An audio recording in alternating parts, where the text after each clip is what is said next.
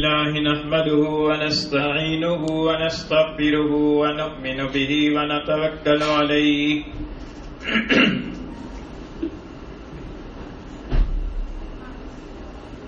ونعوذ بالله من شرور أنفسنا ومن سيئات أعمالنا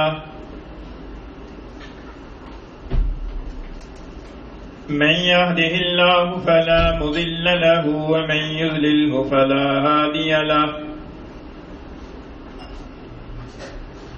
ونشهد أن لا إله إلا الله وحده لا شريك له ونشهد أن سيدنا وسندنا وحبيبنا وحبيب ربنا ومولانا ونبينا محمدا عبده ورسوله وصلى الله تعالى عليه وعلى آله وأصحابه وبارك وسلم تسليما كثيرا كثيرا.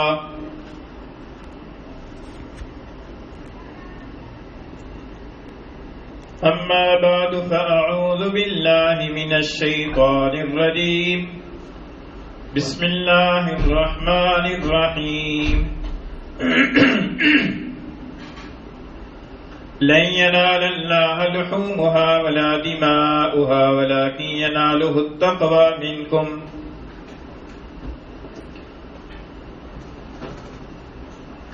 وقال الله تعالى في مقام آخر: ومن أراد الآخرة وسعى لها سعيها فأولئك كان سعيهم مشكورا.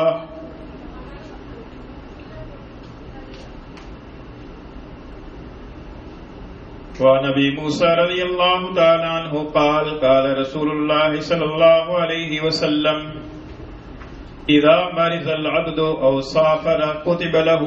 بمثل ما كان يعمل مقيما صحيحا.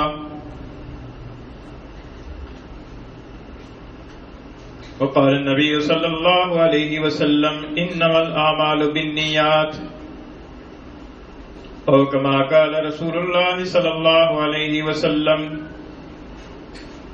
صدق الله مولانا العظيم وصدق رسوله النبي الكريم ونحن على ذلك لمن الشاهدين والشاكرين والصلاة والسلام على سيد الأنبياء والمرسلين والحمد للہ رب العالمین.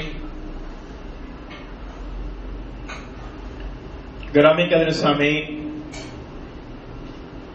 گزشتہ جمعۃ المبارک پر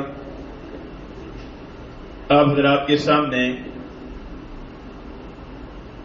سرکار دو عالم صلی اللہ علیہ وسلم کا ارشاد گرامی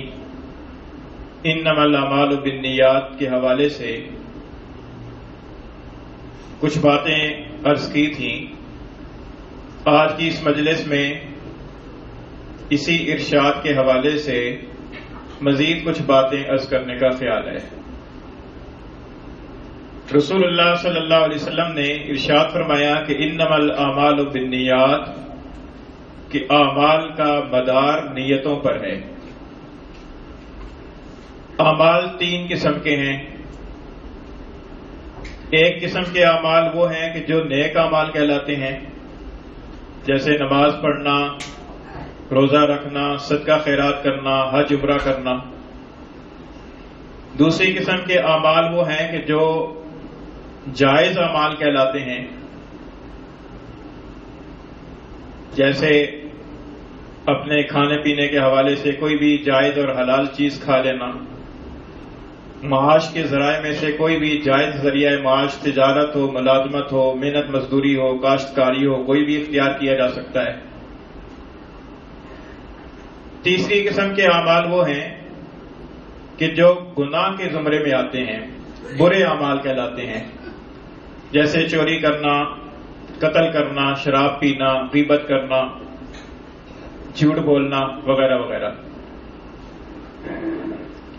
یہ جو حضور اقدس صلی اللہ علیہ وسلم کا ارشاد گرامی ہے کہ انما الاعمال بالنیات، کہ اعمال کا دار و مدار نیتوں پر ہے،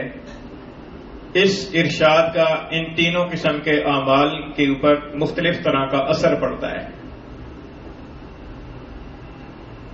چنانچہ نیک اعمال کے بارے میں یہ اصول ہے کہ کوئی بھی نیک عمل اللہ کی رضا کی نیت کے ساتھ کیا جائے گا تو وہ عمل اللہ کے ہاں مقبول ہوگا، اور اگر کوئی نیک عمل دنیا کو دکھانے کے لیے لوگوں کے اندر اپنی شہرت اور عزت اور عقیدت اور احترام بٹھانے کے لیے کیا جائے گا، اس نیک عمل کی اوپر پکڑ ہوگی، وہ اللہ تعالیٰ کے یہاں مقبول نہیں ہوگا۔ جیسے کوئی نماز پڑھتا ہے دکھانے کے لیے پڑھتا ہے، صدقہ خیرات کرتا ہے اپنی عزت اور شہرت اپنے مفاد کی خاطر، دنیاوی مفاد کی خاطر کرتا ہے۔ گزشتہ جمعہ پر ایک حدیث شریف کے حوالے سے 3 شخصوں کی مثال ذکر کی تھی، ایک قاری کی، دوسرے سخی کی اور تیسرے مجاہد کی۔ قرآن مجید کی تلاوت کرنا، سخاوت کرنا، صدقہ خیرات کرنا اور جہاد کرنا بہت اونچے درجے کے نیک اعمال ہیں، لیکن ان نیک اعمال کے اندر بھی نیت درست نہ ہونے کی وجہ سے یہ اعمال انسان کے بگڑ گئے اور انسان کے لیے وبال کا باعث بن گئے۔ تو نیک اعمال کی پر حضور صلی اللہ علیہ وسلم کے اس ارشاد کا اثر یہ ہے کہ نیک اعمال انسان اگر اچھی نیت کے ساتھ کرے گا، اللہ کی رضا کی نیت سے کرے گا، آخرت میں ثواب پانے کی نیت سے کرے گا، تو وہ نیک اعمال اللہ کی فضل و کرم سے اللہ تعالیٰ کے یہاں مقبول ہوں گے اور آخرت میں ثواب ملے گا۔ اور اگر غلط نیت کے ساتھ کرے گا جس میں اللہ کی رضا کے علاوہ کوئی اور نیت ہوگی، دنیا کی کسی فائدے کے لیے کوئی کام کرے گا، تو آخرت کے اندر اس کی پر اجر و ثواب نہیں ملے گا، الٹا پکڑ ہو سکتی ہے، وبال ہو سکتا ہے۔ پھر نیک اعمال کے اندر 2 قسمیں ہیں۔ کچھ نیک اعمال ایسے ہیں کہ جو بذات خود مقصود ہیں، جیسے نماز پڑھنا بذات خود مقصود ہے، روزہ رکھنا بذات خود مقصود ہے۔ اس طرح کے نیک اعمال کے لیے جب تک نیت نہ ہو وہ اعمال درست بھی نہیں ہوتے اور آدمی کے ذمے باقی رہتے ہیں۔ جیسے کوئی آدمی نماز پڑھنے لگا ہے، زور کے وقت میں زور کی نماز پڑھنا چاہتا تھا لیکن اسے بھول گیا اور اس نے دل سے عصر کی نماز پڑھنے کا ارادہ کر کے نماز پڑھ لی، تو اس کی وہ نماز درست نہیں ہوگی، اسے دوبارہ پڑھنی پڑے گی۔ اسی طریقے سے اگر کوئی انسان صبح صادق سے لے کر شام تک کھانے پینے سے رکا رہا، جنسی تعلق بھی قائم نہیں کیا اور کھانا کھایا بھی نہیں، پیا بھی نہیں، لیکن اس کی روزہ رکھنے کی نیت نہیں تھی، تو فقط بھوکا پیاسا رہنے سے روزے کا کوئی ثواب نہیں ہوگا، روزہ درست نہیں ہوگا، اس کے لیے نیت ضروری ہے۔ کوئی آدمی کسی فقیر کو، مستحق کو کوئی رقم دے دیتا ہے اور رقم دیتے وقت اس کی نیت زکوٰۃ کی نیت نہیں ہے، بلکہ ویسے ہی تعاون کے طور پر دے دیتا ہے، تو اس کی زکوٰۃ ادا نہیں ہوگی، زکوٰۃ کے لیے نیت کر کے دینی پڑے گی۔ کچھ اعمال ایسے ہیں کہ جو دوسرے اعمال کے لیے ذریعہ ہیں، جیسے وضو نماز کے لیے ذریعہ ہے، وضو کے بغیر نماز نہیں ہوتی۔ غسل فرض ہو جائے تو غسل کرنا اور پاکی حاصل کرنا جنابت سے، یہ نیک اعمال مثلا نماز کے لیے، قرآن مجید کی تلاوت کے لیے ضروری ہے، اس کے بغیر یہ اعمال درست نہیں ہیں۔ اس طرح کے جو اعمال ہیں ان اعمال کے بارے میں یہ ہے کہ وہ اعمال نیت کے بغیر اگر کیے جائیں تو ہو جاتے ہیں۔ کوئی آدمی وضو کرتا ہے، اس کی نیت وضو کرنے کی نہیں ہے، اسے گرمی آئی ہوئی ہے، اسے چہرے کی پر گرد و غبار ہے، وہ اپنے ہاتھ دھوتا ہے، منہ دھو لیتا ہے، بازو بھی دھو لیتا ہے، پاؤں بھی دھو لیتا ہے اور گیلا ہاتھ سر کی پر پھیر لیتا ہے، نیت اس کی وضو کی نہیں ہے بلکہ اس کی ٹھنڈک حاصل کرنا یا گرد و غبار کو دور کرنا مقصود ہے، اس کا وضو بھی ہو جائے گا، نیت اس کی نہیں تھی۔ لیکن نیت کے بغیر اگر وضو کرے گا تو وضو کا ثواب نہیں ملے گا، ثواب جب ملے گا جب نیت کر کے وضو کرے گا۔ اسی طریقے سے کسی آدمی پر غسل فرض ہے اور وہ اس طرف اس کا دھیان ہی نہیں ہے، وہ ویسی تیراکی کے لیے تالاب کے اندر تیراکی کرتا ہے یا ٹھنڈک حاصل کرنے کے لیے غسل کرتا ہے اور ناک اور منہ میں پانی بھی ڈال دیتا ہے، اس جنابت سے وہ پاک ہو جائے گا۔ لیکن پاکی حاصل کرنے کی نیت کے بغیر جب پاکی حاصل کرے گا تو پاکی تو ہو جائے گی، ثواب نہیں ملے گا۔ ثواب جب ملے گا کہ جب وہ پاکی حاصل کرنے کی نیت سے غسل کرے گا۔ تو یہ اعمال، نیک اعمال کے اندر یہ 2 قسمیں ہو گئی۔ بنیادی طور پر میں نے عرض کیا تھا کہ 3 قسمیں ہیں۔ پہلی قسم نیک اعمال، دوسری قسم جائز اعمال اور تیسری قسم گناہ کے کام، برے اعمال۔ اب یہ جو پہلی قسم ہے نیک اعمال، ان نیک اعمال کے لیے اخلاص کے ساتھ اللہ تعالیٰ کی رضا حاصل کرنے کے لیے اگر کوئی آدمی عمل کرے گا اسے اس عمل کی پر ثواب ملے گا، اور اگر اللہ کی رضا حاصل کرنے کے علاوہ کسی اور جذبے سے کام کرتا ہے، دنیا کو دکھانے کے لیے کرتا ہے، اپنی عزت بڑھانے کے لیے کرتا ہے اور کسی اور غلط مقصد سے کرتا ہے، تو ان نیک اعمال کی پر انسان کی پکڑ ہوگی۔ اب دوسری طرف آ جائیں برے اعمال کی طرف۔ برے اعمال جو ہیں وہ برے اعمال بغیر نیت اگر اچھی بھی ہو تو اچھی نیت سے بھی برا عمل اچھا عمل نہیں بنے گا، برا عمل اچھی نیت سے بھی اچھا عمل نہیں بنے گا، بلکہ وہ برا عمل بری نیت سے کریں اچھی نیت سے کریں وہ برا ہی رہے گا اور وہ گناہ کا کام ہی رہے گا۔ حرام کام ہے، حرام کام کو آپ اچھی نیت سے کریں گے تو تب بھی وہ جائز نہیں ہوگا۔ مثال کے طور پر کوئی آدمی چوری کرتا ہے اور اس کے دل کے اندر یہ ارادہ ہے کہ چوری کر کے یہ جو چوری شدہ پیسہ ہوگا یہ میں غریبوں میں صدقہ کروں گا، نیت تو اچھی ہے لیکن کام اچھا نہیں ہے، اس اچھی نیت کی وجہ سے وہ کام درست نہیں ہوگا، وہ کام غلط ہی رہے گا۔ کئی لوگ ہوتے ہیں، یہ چوری کی تو ایک مثال دی ہے جو سمجھ میں آتی ہے، بعض لوگ ایسے ہیں کہ جنہوں نے بینکوں کے اندر سودی اکاؤنٹ کھلوائے ہوئے ہیں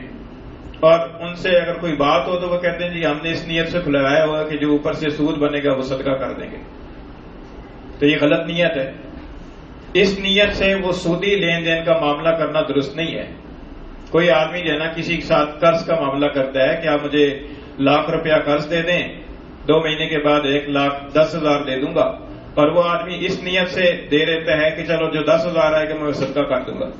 وہ صدقہ تو بعد میں ہوگا، پتہ نہیں قبول ہوتا ہے یہ نہیں ہوتا، کیونکہ حدیث میں آتا ہے کہ اللہ تعالیٰ پاک مال کو صدقے میں قبول فرماتا ہے۔ لیکن یہ جو سودی لین دین کا معاملہ ہوا ہے یہ گناہ ہے، یہ گناہ اس اچھی نیت سے درست نہیں ہوگا۔ اسی طریقے سے بعض لوگ یہ کرتے ہیں کہ کسی رشتہ دار کے ہاں کوئی غلط رسم ہو رہی ہے، اس غلط رسم کے اندر شرکت کرتے ہیں اور دل کو یہ سمجھاتے ہیں کہ ہم تو صلہ رحمی کی نیت سے شریک ہو گئے ہیں۔ تو صلہ رحمی تو وہ ہے کہ جس کو اللہ اور اللہ کے رسول صلہ رحمی فرمائیں، صلہ رحمی کی نیت سے اس غلط کام کے اندر شریک ہوں گے تو وہ درست نہیں ہوگا۔ غلط کام جو ہے وہ صحیح نیت کرنے سے بھی درست نہیں ہوتا، غلط کام گناہ کا کام وہ گناہ ہی رہتا ہے۔ برے اعمال کی پر اس ارشاد کا اثر یہ ہوا، انما الاعمال بالنیات۔ اچھا اب جائز اعمال کی طرف آ جائیے۔ جائز جو اعمال ہیں، جیسے کوئی آدمی جو ہے نا وہ کوئی ملازمت اختیار کرتا ہے، کوئی آدمی تجارت اختیار کرتا ہے، کوئی آدمی جو ہے نا وہ کسی بھی رنگ کے کپڑے پہن لیتا ہے، تو ان جائز اعمال کے بارے میں اس ارشاد کا اثر یہ ہے کہ اگر جائز اعمال کو خالی الذہن ہو کر کیا جائے گا تو ان کی پر نہ ثواب ہوگا نہ گناہ ہوگا، اور اگر جائز اعمال کو صحیح نیت کے ساتھ کیا جائے گا تو اس جائز عمل کی پر بھی ثواب ملے گا۔ مثال کے طور پر ایک آدمی خوشبو لگاتا ہے، اب خوشبو لگانا جائز ہے، فرض نہیں ہے، واجب نہیں ہے، حرام نہیں ہے، جائز کام ہے۔ اگر کوئی آدمی خوشبو لگاتا ہے اور خوشبو اس نیت سے لگاتا ہے کہ یہ حضور صلی اللہ علیہ وسلم کی سنت ہے اس لیے لگا رہا ہوں تو ثواب ملے گا، اور اگر اس نیت سے خالی ذہن ہو کر ویسے ہی لگا لیتا ہے تو ثواب نہیں ملے گا۔ جائز کام ہے لیکن ثواب نہیں ملے گا۔ اور اگر اس طرح کے اعمال کے اندر ایک سے زیادہ نیتیں کر لیتا ہے تو جتنی نیتیں کرے گا اتنے ثواب مل جائے گا۔ مثلا خوشبو لگانے کے اندر ایک نیت یہ کی کہ یہ سنت ہے اس لیے لگا رہا ہوں تو سنت کا ثواب مل گیا، ایک نیت یہ کی کہ میں مجلس کے اندر جا رہا ہوں تو جو میرے ساتھ بیٹھنے والے ہوں گے ان کو مجھ سے راحت پہنچے گی، یہ دوسری نیت ہوگی، یہ بھی ثواب کی نیت ہوگی، یہ دوسرا ثواب ہو گیا۔ اسی طریقے سے اگر کوئی آدمی جو ہے وہ اپنے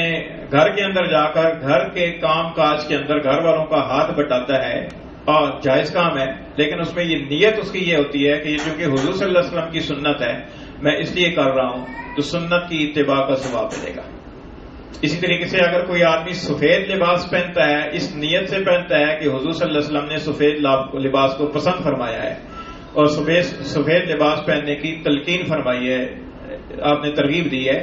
کوئی اس نیت سے سفید لباس پہنتا ہے تو اس سفید لباس پہننے کی پر بھی اس کو ثواب ملے گا۔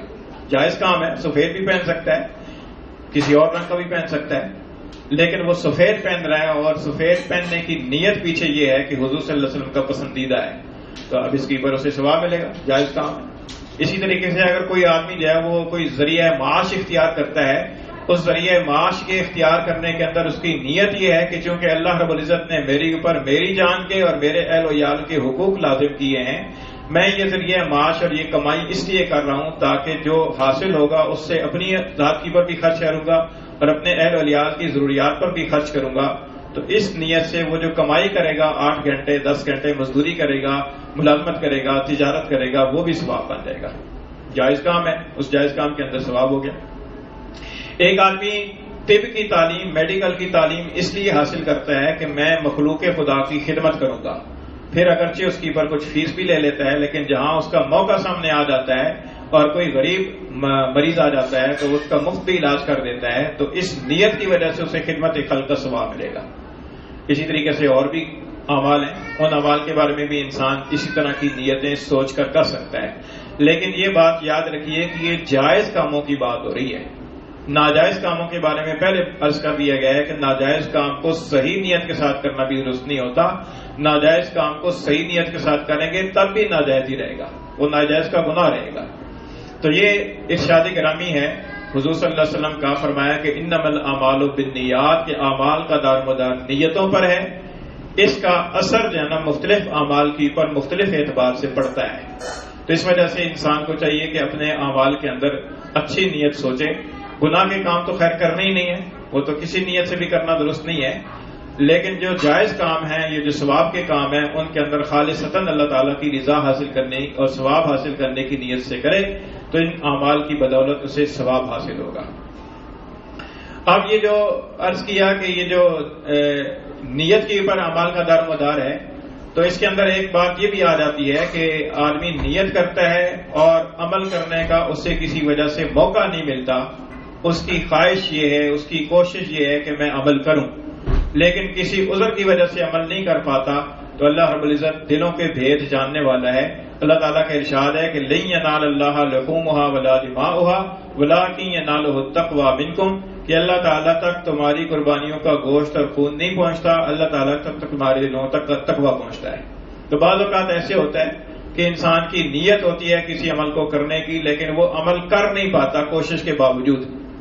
تو اس عمل کے اوپر اگر وہ اچھا عمل ہے تو اللہ تعالیٰ کی طرف سے اس کو اجر و ثواب ملے گا، وہ اجر و ثواب سے محروم نہیں ہوگا۔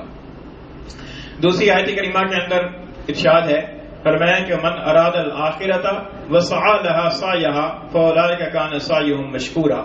فرمایا کہ جو آدمی آخرت کا ارادہ کرے گا، یعنی آخرت کو اپنا مقصود بنائے گا اور آخرت کو مقصود بنا کر اس کے لیے کوشش کرے گا، تو ایسے لوگوں کی جو کوشش ہے اس کو اللہ تعالیٰ کے یہاں قدر کی نگاہ سے دیکھا جاتا ہے۔ لیکن کوشش کرے وہ، صرف نیت نہ کرے، کیونکہ نیت اور چیز ہے اور نیت کی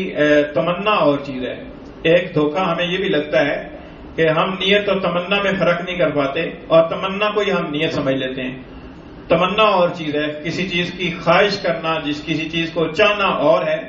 اس چیز کا ارادہ کرنا اور نیت کرنا یہ اور ہے، فرق سمجھیے۔ جتنے بھی ہم حضرات بیٹھے ہوئے ہیں، میرے خیال میں شاید ہی کوئی ایسا ہو کہ جس کے دل میں حرمین کا سفر کرنے اور عمرہ اور حج کرنے کی تمنا نہ ہو۔ تمنا سے تو کوئی خالی نہیں ہے، لیکن نیت کس کی ہے یہ ہر ایک کو پتہ ہے، کیونکہ جب نیت ہوتی ہے تو اس نیت کے مطابق آدمی کوشش کرتا ہے۔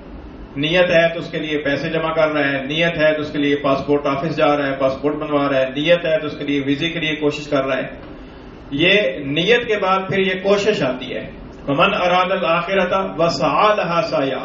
صرف ارادہ نہیں، فرمایا کہ جو آخرت کو مراد اور مقصود بنائے اور پھر اس کے لیے وہ کوشش کرے جیسی کوشش کرنی چاہیے،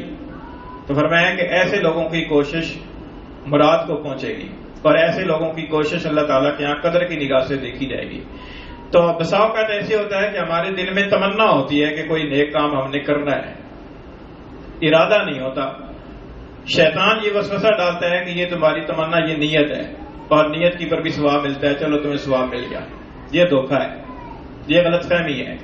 تمنا اور چیز ہوتی ہے، کوشش اور چیز ہوتی ہے۔ کئی ایسے لوگ ہیں کہ جو نماز کے پابند نہیں ہیں، ان کے دل میں آتا ہے کہ یار ہم بھی نماز کے پابند ہو جائیں، ہم بھی نمازی ہو جائیں 5 وقت کے، لیکن وہ تمنا ہی ہوتی ہے، اس نیت کی پر اس کے بعد اس کے لیے کوئی سعی اور کوئی کوشش نہیں ہوتی، تو اس لیے وہ نری تمنا ہے. نری تمنا اس کی پر ثواب کا وعدہ نہیں ہے. ہاں نیت کی پر ثواب کا وعدہ ہے. حدیث شریف میں آتا ہے، حضرت جابر ابن عبداللہ رضی اللہ تعالیٰ نے فرماتے ہیں کہ ہم ایک غزوے کے اندر حضور نبی کریم صلی اللہ علیہ وسلم کے ساتھ تھے. یہ غزوہ تبوک کی بات ہو رہی ہے. غزوہ تبوک سے جب واپسی کا سفر ہو رہا تھا مدینہ شریف کے قریب پہنچنے پر حضرت جابر فرماتے ہیں کہ ہم اس غزوے میں حضور صلی اللہ علیہ وسلم کے ساتھ تھے. حضور صلی اللہ علیہ وسلم نے ارشاد فرمایا کہ ان بالمدینۃ لرجالا ما سرتم مسیرا ولا قطعتم وادیا الا كانوا معكم حبسهم المرض. فرمایا کہ مدینہ کے اندر کچھ مرد ایسے ہیں کہ تم نے جہاں جہاں بھی تم چلے ہو اور جو جو وادی تم نے طے کی ہے اس سارے سفر کے اندر وہ تمہارے ساتھ تھے. کیوں ساتھ تھے؟ اس لیے کہ حبسهم المرض، ان لوگوں کو، ان مردوں کو مرض نے روک لیا. آنا چاہتے تھے، ارادہ ان کا پورا تھا، لیکن ایک معقول عذر تھا. اس معقول عذر کی وجہ سے وہ آ نہیں سکے. لیکن وہ حضور نے فرمایا کہ ان کی نیت چونکہ تھی، ان کا ارادہ تھا،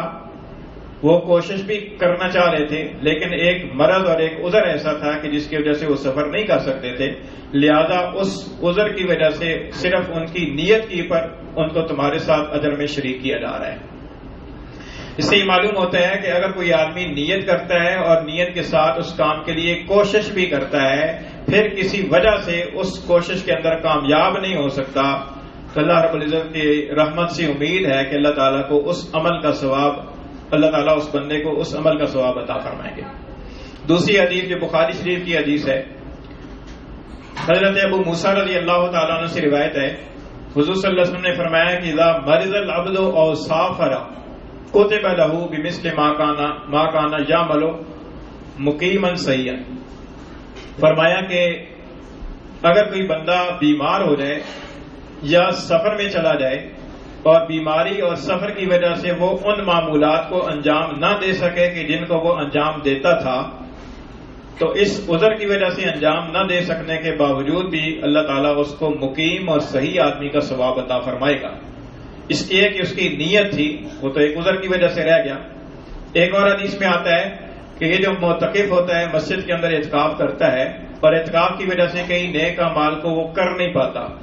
اس کا ارادہ ہوتا ہے اور اس کا معمول ہوتا ہے، وہ کرتا ہے. مثلا جنازے کے اندر شریک ہوتا ہے، کوئی بیمار ہو جائے تو اس کی عیادت کے لیے جاتا ہے، لیکن اعتکاف کی وجہ سے وہ پتہ چلا ہے کہ فلاں بیمار ہے لیکن عیادت کے لیے نہیں جا سکا، جنازہ آیا ہے لیکن وہ اعتکاف کی وجہ سے نہیں جا سکا، اس کو وہ عمل نہ کرنے کے باوجود اس نیکی کا ثواب ملے گا، کیونکہ اس کا ارادہ ہے اور وہ عذر کی وجہ سے وہ اس کی پر عمل نہیں کر پا رہا. اس سے یہ معلوم ہوتا ہے کہ اللہ تعالیٰ کے ہاں اعمال مقصود نہیں ہیں، اللہ تعالیٰ کے ہاں دل کی رضا اور دل کی نیت دیکھی جاتی ہے. حدیث شریف میں آتا ہے کہ ان اللہ لا ينظر الى صورکم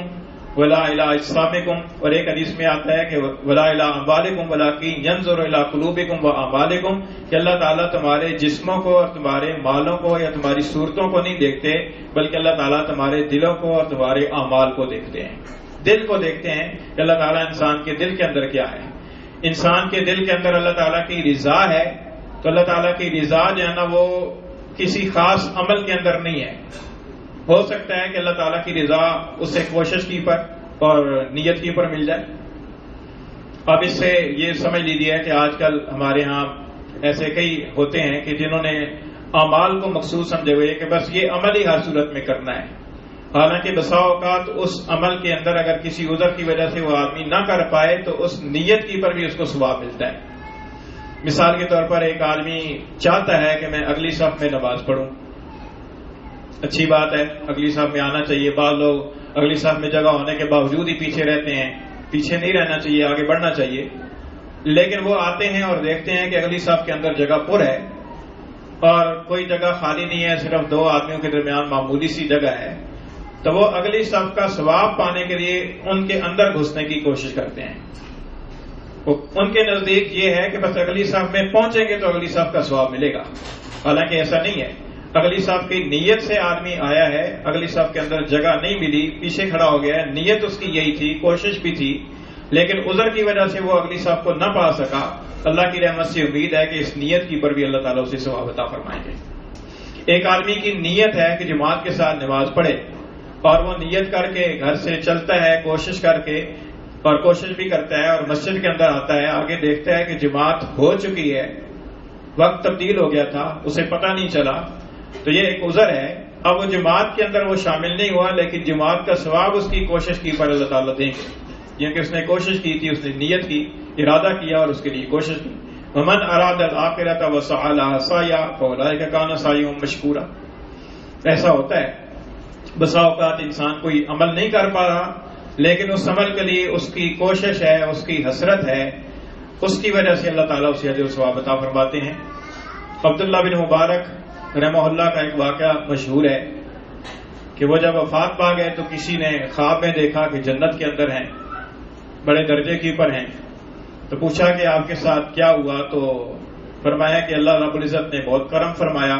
جنت کے اندر داخلہ بھی ملا اور یہ درجہ بھی، لیکن وہ جو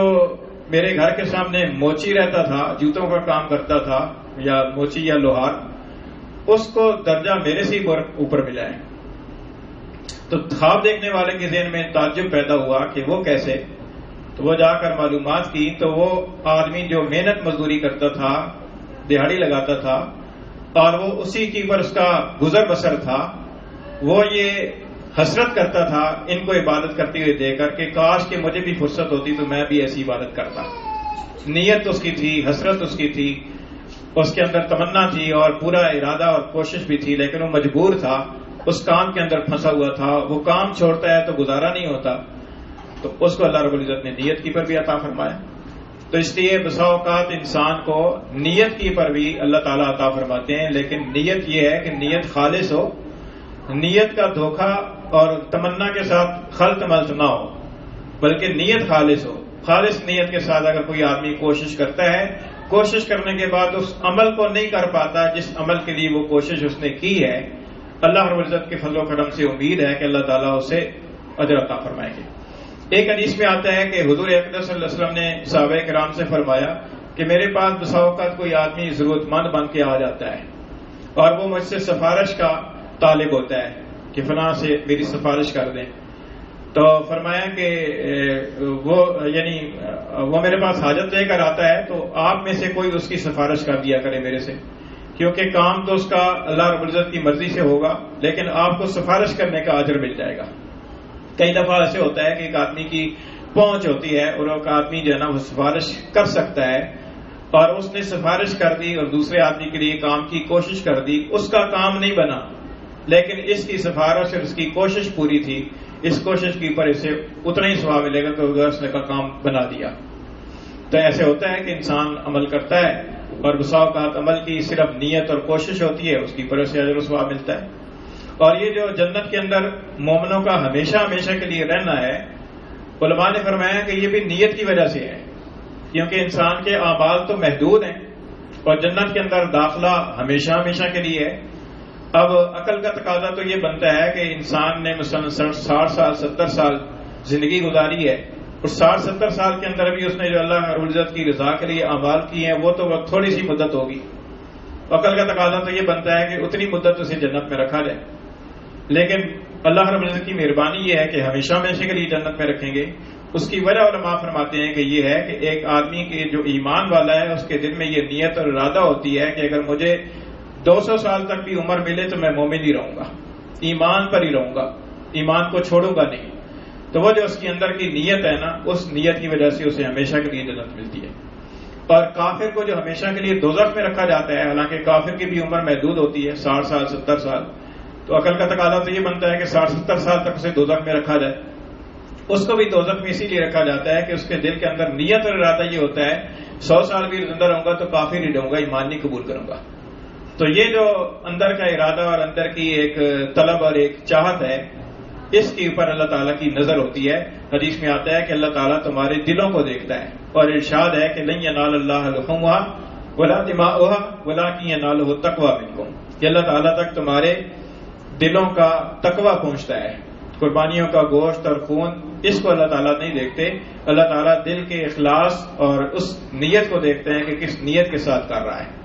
اور جو برے اعمال ہیں، بسا اوقات برے عمل کے لیے بھی آدمی کوشش کرتا ہے، کوشش کے اندر کامیاب نہیں ہو پاتا، لیکن اس نے جب کوشش پوری کی ہے تو اس کوشش کی وجہ سے اسے گناہ بھی ملے گا۔ حدیث میں آتا ہے کہ حضور نے فرمایا کہ جب دو مسلمان آپس میں تلواروں کے ساتھ آپس میں مقابلہ کرتے ہیں تو قاتل اور مقتول دونوں جہنم میں جائیں گے۔ پوچھا گیا کہ اللہ کے رسول، قاتل کا جہنم میں جانا تو سمجھ میں آتا ہے، مقتول کیوں جائے گا؟ حضور نے فرمایا کہ کانا حریصاً علی قتل صاحبہ، کہ وہ اپنے ساتھی کے قتل پر حریص تھا، چاہتا وہ بھی یہی تھا، لیکن اس کا داؤ نہیں چلا، اس کا داؤ چل گیا، اس کا داؤ نہیں چلا، لیکن اندر سے چاہتا یہ بھی یہی تھا کہ میں اس کو قتل کر دوں۔ تو اندر کی چاہت ہے، اس چاہت کی پر ہو جاتا ہے۔ اس لیے ہمیں چاہیے کہ ہمیں اپنے اعمال کے ساتھ ساتھ اصل جو اعمال کا مدار ہے، نیت، اپنی نیتوں کو خالص رکھیں اور نیتوں کو صاف رکھیں، صاف نیت کے ساتھ، خالص نیت کے ساتھ عمل کریں تاکہ اللہ تعالیٰ کے ہمارے اعمال قبول ہوں۔ اللہ تعالیٰ عمل کی توفیق عطا فرمائے۔